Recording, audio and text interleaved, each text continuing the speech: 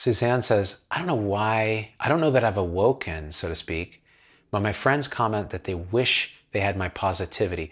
One friend is going through emotional grief of childhood abuse.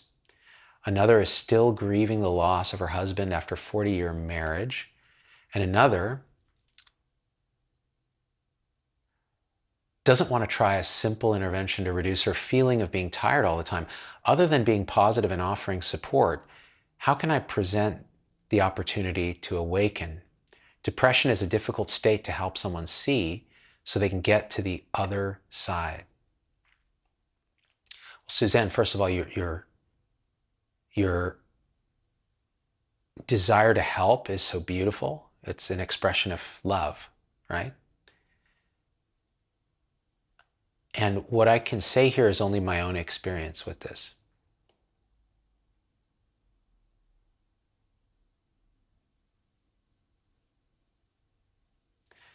There's nothing that we do for others, really.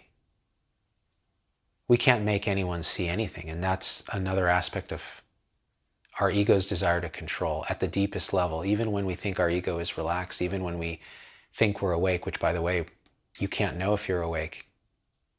The mind can't know that it's awake or not awake because only awakeness is awake.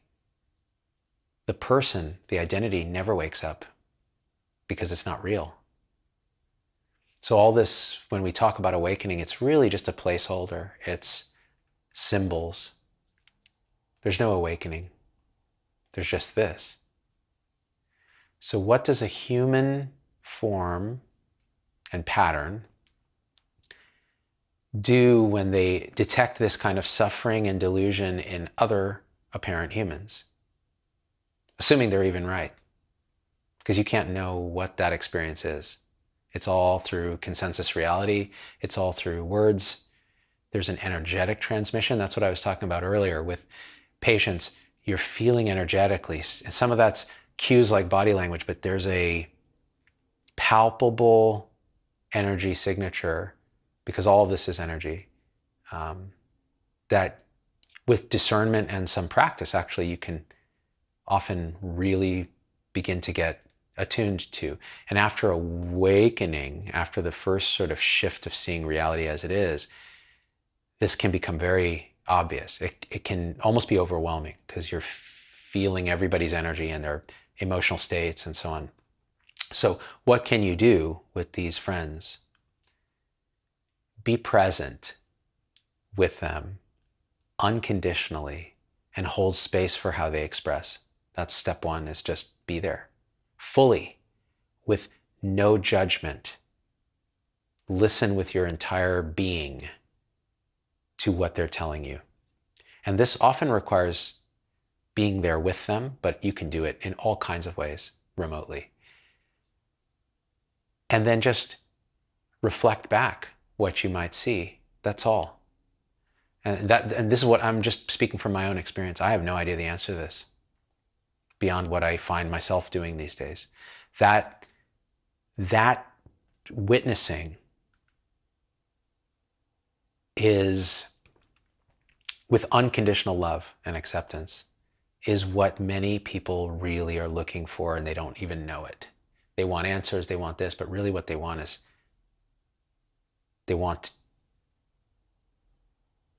to be without feeling the consensus reality of others judging or pushing back or trying to control. And often that's enough. That's often enough. Yeah. It's tough because people want to use awakening as a bypass switch to get past things like mental illness, depression, anxiety, chronic pain, trauma. It's not. It's like, click, oh my God, there are all these things right here and I can't avoid them now. Now I can't run into dreamland, into thought. I have to see all this and feel it, imminently. So it's almost like you wouldn't wish that on anyone, would you? If you're the mind is like, oh, I wouldn't wish that on anyone because that sounds like torture. But from the perspective of life, being, awakeness, it's perfect. How could it be otherwise?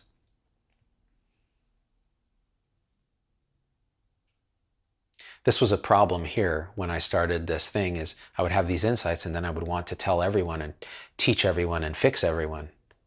And what was doing that? Ego, the sense of control, the sense that things aren't okay as they are, that they should be otherwise, and that they can be otherwise if just for me. That sense of agency, of doership, of identity is always lurking until it isn't. But it's always, at 99.999%, it's there. Pulling the strings, apparently. It's doing nothing because it's an illusion, but we're operating through, seeing through the lens of that. We think we can help our friends, we can fix our friends, and so on.